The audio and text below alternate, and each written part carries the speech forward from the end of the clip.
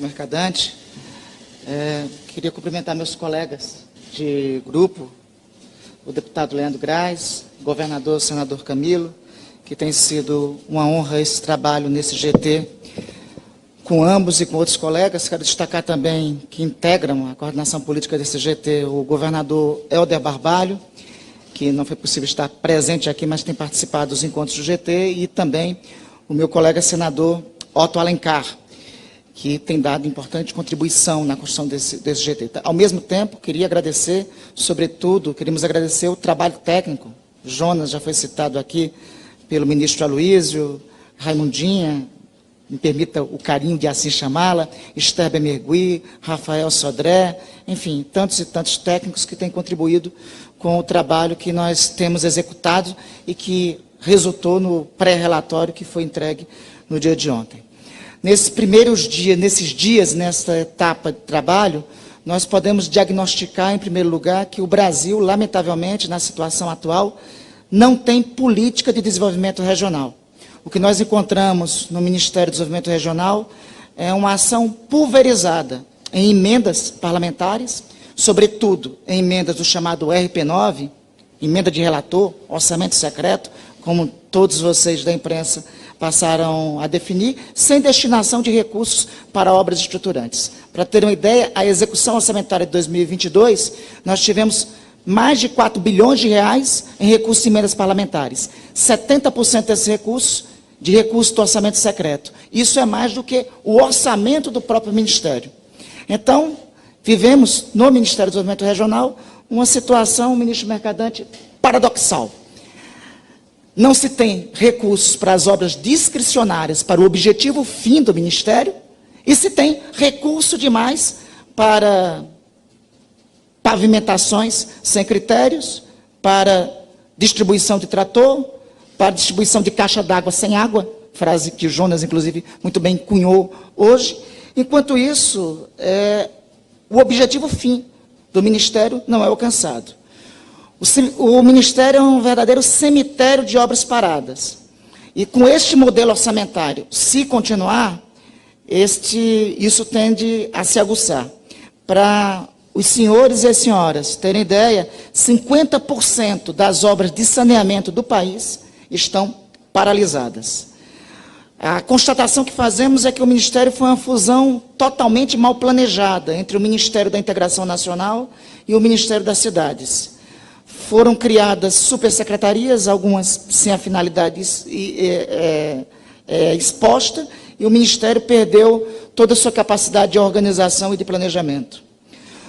O orçamento do Ministério, pelo esse diagnóstico prévio que já fizemos, se tornou totalmente dependente de emendas parlamentares. 64% do orçamento vem de emendas.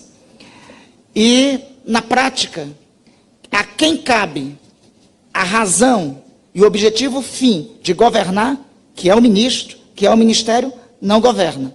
Os recursos não estão sob a égide do ministro e das secretarias fins do Ministério. Estão sobre a vontade de parlamentares a partir das suas indicações de recursos. Esse cenário tem uma consequência. 80% das ações do Ministério, e esse dado não é somente da equipe de transição, é do Tribunal de Contas da União, estão concentradas em regiões com alto índice de desenvolvimento econômico. Com isso, desvirtuando o objetivo de um Ministério do Desenvolvimento Regional, que, conforme a Constituição da República, no seu artigo 1º, é combater as desigualdades regionais. No orçamento hoje previsto do Ministério, não há recursos suficientes para a conclusão de obras prioritárias. Nem tem dinheiro para a prevenção de desastres. Desastres como aqueles que todos nós brasileiros constatamos ocorrer no mês de janeiro, em decorrência das intensas chuvas, sobretudo na região sudeste, na região norte, na região nordeste do país, não tem dinheiro para obras de contenção de encostas, nem de prevenção de desastres.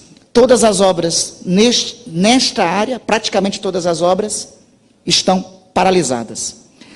A Secretaria de Defesa Civil, uma das secretarias fins do Ministério, pede 506 milhões para que obras de prevenção de desastres não sejam paralisadas. A lei orçamentária, o projeto de lei orçamentária para o ano que vem, prevê 3 milhões desses 506 milhões. Significa dizer que nenhuma obra de contenção de encostas ou de prevenção de desastres será concretizada. A Companhia de Desenvolvimento do Vale do São Francisco, a Codevasf, que no nosso entender foi desvirtuado seus objetivos fins, informa que são necessários 674 milhões a mais no orçamento do que o previsto no projeto de lei orçamentária para a conclusão de obras. Se não tiver uma imediata ação orçamentária, e isso, ministro Mercadante, impõe a necessidade da aprovação da PEC da transição, muitas dessas obras necessárias para a segurança hídrica, sobretudo no Nordeste, serão paralisadas, não terão continuidade. Ao todo, o Ministério do Desenvolvimento Regional precisa de cerca de 5 bilhões de reais para tocar as ações que necessita para o ano de 2023. A previsão orçamentária é bem aquém disso, está em torno de 3 bilhões de reais. É mais um dado que informa a necessidade da aprovação da proposta de emenda constitucional que foi apresentada essa semana no Congresso Nacional. De 2018, início do atual governo, a 2022, o orçamento discricionário do Ministério, o que chamamos de orçamento discricionário, obras de prevenção a desastres, ações da Defesa Civil, obras de segurança hídrica. De 2018 a 2022, o orçamento discricionário do Ministério teve uma redução de 67%. E as emendas parlamentares, sobretudo do RP9, teve um aumento de mais de 50%. Reitero, a grande diferença que se tem é que emendas como do RP9 é pela livre destinação da vontade individual do parlamentar. E o objetivo fim do Ministério não é alcançado. Qual a consequência disso? A paralisação, já neste ano, como todos vocês já noticiaram, da Operação Carro-Pipa, que foi suspensa no Nordeste desde o dia 15 de novembro, antes de terminar o ano, e ainda são necessários mais de 50 milhões para que ainda em 2022, nós estamos falando de 2023, para em 2022 possa se levar água para quem sofre com seca. Essa distorção orçamentária, essa deturpação do objetivo fim do Ministério teve essa consequência primeira. Neste momento, no dia que hoje aqui falamos, mais de 1.511.000 brasileiros de 174 municípios, sobretudo do Nordeste, estão sem assistência hídrica, sobretudo da Operação Carro-Pipa. Ao contrário disso, tem o contraste de que ocorre uma fartura de distribuições de tratores por todo o país por conta da execução das emendas da chamada RP9.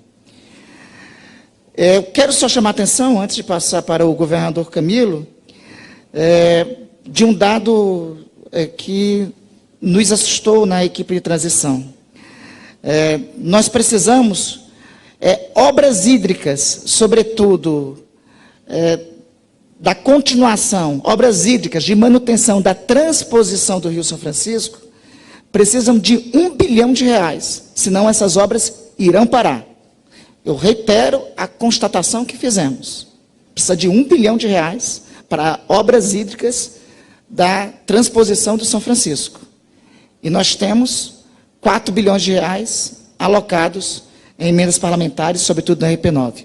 Eu quero aqui só deixar claro, o problema não são as emendas parlamentares. O problema é a distorção aqui criada. De um lado, emenda parlamentar, para o que não é objetivo fim, não é prioritário, estratégico dos brasileiros.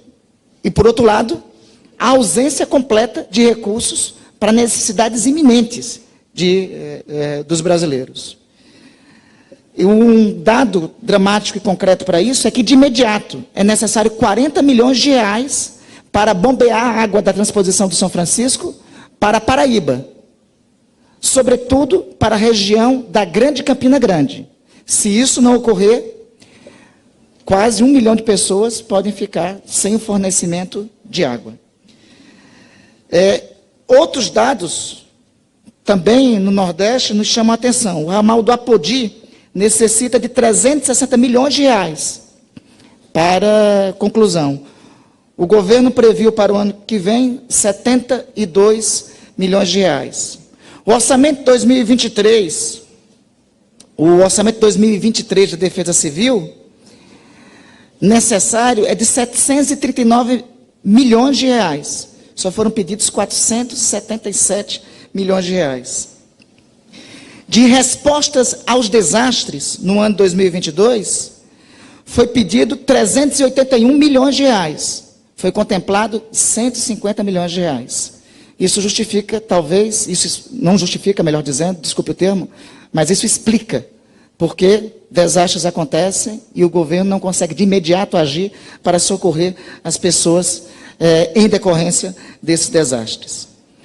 O cenário mais grave para nós é a área de prevenção a desastres, como já destaquei. É necessário 506 milhões de reais e nós temos hoje, era necessário 506 milhões de reais e nós temos hoje 3 milhões de reais. Para concluir e passar aqui para o senador Camilo, todos tiveram conhecimento de que ontem o atual presidente da República fez o bloqueio dos recursos do chamado RP9. Coincidência ou não, logo após o encontro do presidente eleito com o presidente da Câmara.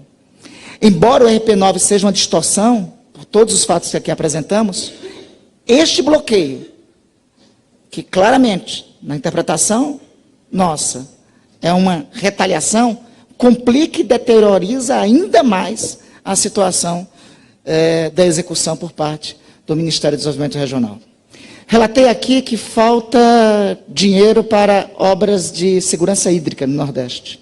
E nós temos hoje disponível, também do RP9, 1,8 bi para asfalto. É esse o cenário gravíssimo que encontramos de distorções orçamentárias e que nos levam à conclusão preliminar. Primeiro, é necessário ter uma reorientação sobre a destinação dos recursos de emendas parlamentares para o objetivo fim do Ministério. Senão continuaremos a ter suspensão de obras de assistência hídrica, sobretudo no Nordeste brasileiro. É necessário um urgente redirecionamento, senão iremos ter desastres.